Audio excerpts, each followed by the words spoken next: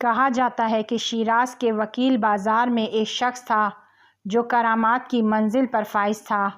جب بازار میں آیا تو دیکھا بڑے بڑے برتن ہیں کہ جس میں تیل گرم گرم موجود ہے اور اس میں چڑیا کو ڈالا جاتا ہے، فرائی کیا جاتا ہے اور بیچتے تھے۔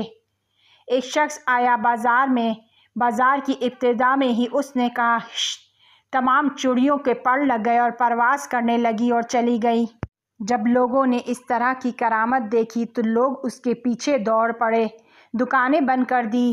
ابھی تھوڑا ہی آگے گئے تھے کہ وہ شخص ایک ستون کے کنارے کھڑا ہو گیا اور پیشاب کرنا شروع کر دیا۔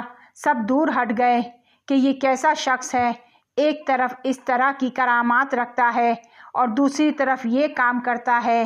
بعض لوگ اعتراض کرنے لگے کہ اے شخص، تم نے ایسے کیوں کیا؟ کہنے لگا کہ جو لوگ ایک ہشت سے آتے ہیں وہ ایک پشت سے چلے بھی جاتے ہیں۔